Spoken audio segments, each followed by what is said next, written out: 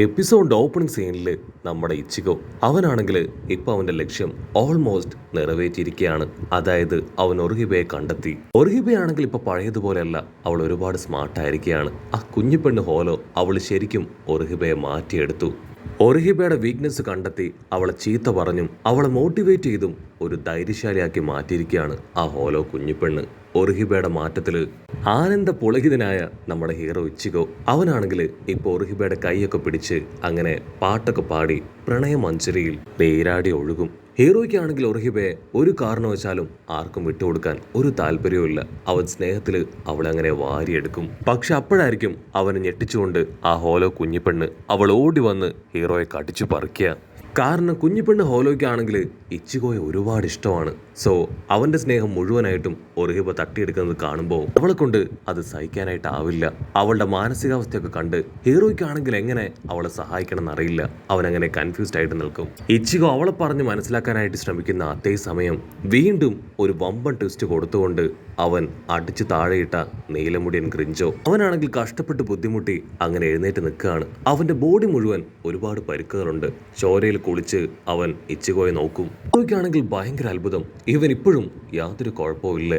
ഈ ഒരു അവസ്ഥയിലും ഇവൻ എന്നോട് ഫൈറ്റ് ചെയ്യാനായിട്ട് എന്തിന് ഇത്രയും വാശി കാണിക്കുന്നു? ഓൾറെഡി ഞാൻ അവനോട് ഒരല്പം കരുണയും റെസ്പെക്റ്റും ഒക്കെ കാണിച്ചതാണ്. പക്ഷേ ഇവന്റെ ആറ്റിറ്റ്യൂഡിനും യാതൊരു വ്യത്യാസവും ഇല്ല. മറ്റു ഹോലോസിനെയും അരങ്കാസിനെ പോലെ തന്നെയാണ് ഇവൻ എന്ന് പറഞ്ഞ് ഹീറോ ആണെങ്കിൽ വീണ്ടും ഒർഹിബയെയും ആ കുഞ്ഞിപ്പെണ്ണ് ഹോലോയും അവർ രണ്ടുപേരും ഒരു ഭാഗത്തേക്ക് മാറ്റി നിർത്തി ഇപ്പോ അവന്റെ അടുത്തേക്ക് നടന്നെടുക്കും.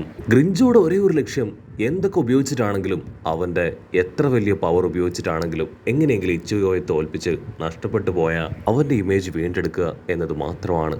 അതിനുവേണ്ടി മരിക്കാൻ പോലും അവനിപ്പോൾ തയ്യാറാണ്. ഗ്രിഞ്ചോ ആണെങ്കിൽ അവന്റെ സ്ക്വാഡ് എടുത്ത് ഹീറോയ്ക്ക് നേരെ വീശും.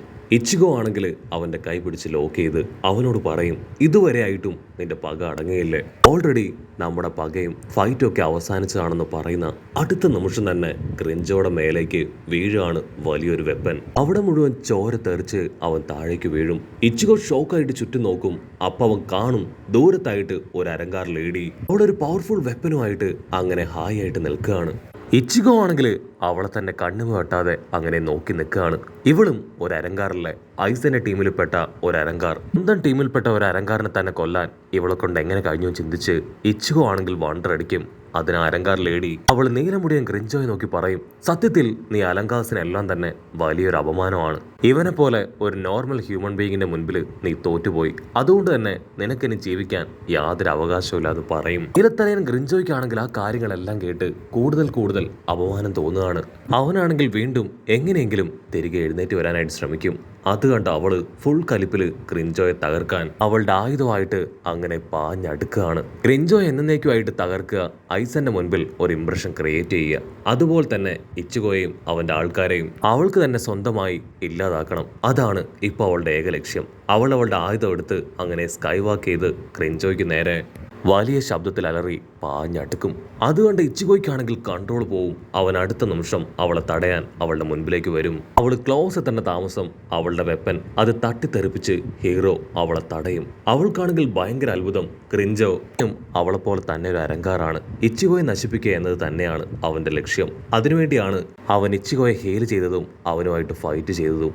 സോ ഇച്ചിഗോ എന്തിനാ അവനെ പ്രൊട്ടക്ട് ചെയ്യുന്നത് ചിന്തിച്ച് അവൾ കൺഫ്യൂസ്ഡ് ആവും. അവളാണെങ്കിൽ ഇച്ചിഗോയെയും ഗ്രിഞ്ചോയെ മാറി നോക്കും. അതിനുശേഷം വീണ്ടും അവരെ തകർക്കാനായിട്ട് അവൾ മുൻപോട്ടേക്ക് വരും. കൺട്രോൾ പോയ ഇച്ചിഗോ ആണെങ്കിൽ ഇപ്പൊ ദേഷ്യപ്പെട്ട് വിളിച്ചു ചോദിക്കും, നിങ്ങൾ രണ്ടുപേരും ഐസന്റെ അസിസ്റ്റൻസ് അല്ലേ?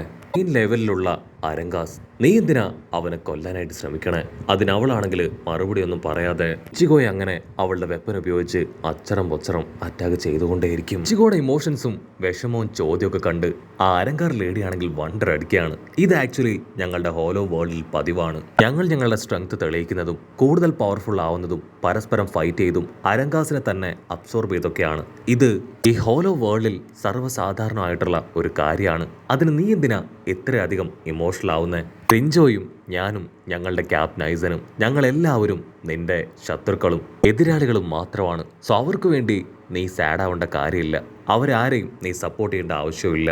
നീ സപ്പോർട്ട് ചെയ്യേണ്ടത് നിന്റെ ഫ്രണ്ട് ഒർഹിബയെയും അതോടൊപ്പം നിന്നോടൊപ്പം ഇവിടേക്ക് വന്ന് ട്രാപ്പിലാക്കപ്പെട്ട ബാക്കിയുള്ള നിന്റെ ഫ്രണ്ട്സുകളെ കുറിച്ച് മാത്രം ഓർത്താണ്. എന്നെക്കൊണ്ട് പറ്റുകയാണെങ്കിൽ ഞങ്ങളുടെ കയ്യിൽ നിന്ന് അവരെയൊക്കെ രക്ഷപ്പെടുത്തി ഇവിടുന്ന് കൊണ്ടുപോകാൻ പറഞ്ഞ് അവളാണെങ്കിൽ ഇപ്പൊ ഇച്ചിഗോയെ അറ്റാക്ക് ചെയ്യും. പക്ഷെ ഇച്ചിഗോയുടെ മനസ്സിൽ അപ്പോഴും ഒരുപാട് ചോദ്യങ്ങളും കൺഫ്യൂഷൻസും ഒക്കെ ഉണ്ട്.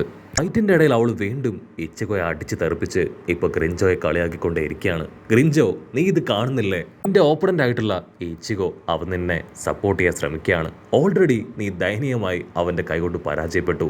ഇപ്പൊ അവൻ നിനക്ക് നിന്റെ ജീവൻ പോലും ഭിക്ഷയായിട്ട് തരാനായി ശ്രമിക്കുകയാണ്. എന്നിൽ നിന്ന് നിന്നെ പ്രൊട്ടക്ട് ചെയ്യാനായിട്ട് അവൻ ആവതും ചെയ്ത് പിടിച്ചു നിൽക്കുകയാണെന്ന് പറഞ്ഞ് അവളാണെങ്കിൽ അവനെ പരിഹസിച്ച് വീണ്ടും ഇച്ചിഗോയായിട്ട് പൊരിഞ്ഞ പോരാട്ടം. പക്ഷെ ഇച്ചിഗോ അവനാണെങ്കിൽ അവളുടെ വാക്കുകളൊന്നും ശ്രദ്ധിക്കാതെ അവളെ ദൂരേക്ക് തട്ടിത്തെറിപ്പിച്ചിടുകയാണ്. ഇവിടെ ഗ്രിൻജോയ്ക്കാണെങ്കിൽ ഇതെല്ലാം കേട്ടും കണ്ടും ഒരുപാട് അവനങ്ങനെ ഡിസ്റ്റർബ്ഡ് ആവുകയാണ്. ഇച്ചിഗോയ്ക്കാണെങ്കിൽ ഭയങ്കര അത്ഭുതം. കാരണം ഈ ഒരു അരങ്കാർ പെണ്ണ് അവളാണെങ്കിൽ ഗ്രിൻജോയെ പോലെയല്ല, അവൾ തീർത്തും വ്യത്യസ്തയാണ്. അവളുടെ പവറും ഒരുപാട് കൂടുതലാണ്. അവളുടെ അറ്റാക്കിംഗ് സ്റ്റൈലിൽ ഇപ്പൊ ഇച്ചിഗോ അവൻ പതിയെ പതിയെ തോൽക്കുകയാണ്. അത് മനസ്സിലാക്കിയ നമ്മുടെ ഒർഹിബ അവളുടെ ഹാർട്ട് ബീറ്റ് അതാണെങ്കിൽ കൂടി കൂടി വരും. ഒരു കാരണവശാലും ഞാൻ നോക്കി നിൽക്കാനായിട്ട് പാടില്ല. എൻ്റെ ഇച്ചിഗോയെ ഞാൻ സപ്പോർട്ട് ചെയ്തേ പറ്റൂ. ഇതെന്റെ സമയമാണെന്ന് പറഞ്ഞ് ഒർഹിബ ഇപ്പോ ഇച്ചിഗോയെ സഹായിക്കാൻ ഇച്ചിഗോയുടെ പേര് വിളിച്ച് മുൻപോട്ടേക്ക് ഓടും. പക്ഷെ അടുത്ത നിമിഷം ഒർഹിബയെ ആ ഒരു അരങ്കാരൻ്റെ അസിസ്റ്റന്റ് അവനങ്ങനെ പിടിച്ചു വലിച്ച് മടക്കി ലോക്ക് ചെയ്യും. ഒർഹിബയാണെങ്കിൽ വേദനയിൽ നിലവിളിക്കും.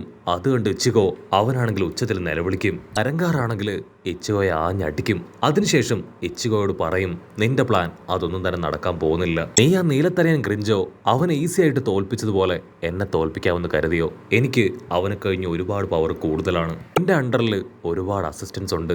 സോ ഒരു കാരണവശാലും നിനക്കും നിന്റെ ആൾക്കാർക്കും ഇവിടുന്ന് രക്ഷപ്പെട്ടു പോകാൻ കഴിയില്ല എന്ന് പറഞ്ഞ് ആണെങ്കിൽ അവളുടെ നാക്ക് നീട്ടി കാണിക്കും.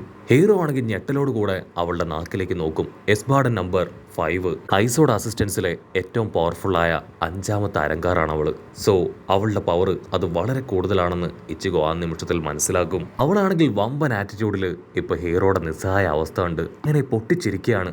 ഇവിടെ ഹീറോയ്ക്കാണെങ്കിൽ റുക്കിയുടെ അവസ്ഥ കണ്ടായിരിക്കും ഒരുപാട് പേടിയും വിഷമവും ആവുക. ചെയ്താ ഇവിടെ കണ്ണാടി പയ്യനും ടീമും അവരാണെങ്കിൽ ആ റൂമിൽ നിന്ന് എങ്ങനെയെങ്കിലും പുറത്തു കടക്കാനായിട്ട് ശ്രമിക്കുകയാണ്. കാരണം ആ റൂമിൽ ഇൻസീസിന്റെയും സോൾ റിപ്പേഴ്സിന്റെയും പവർ ഒന്നും തന്നെ കറക്റ്റായിട്ട് വർക്ക് ആവില്ല.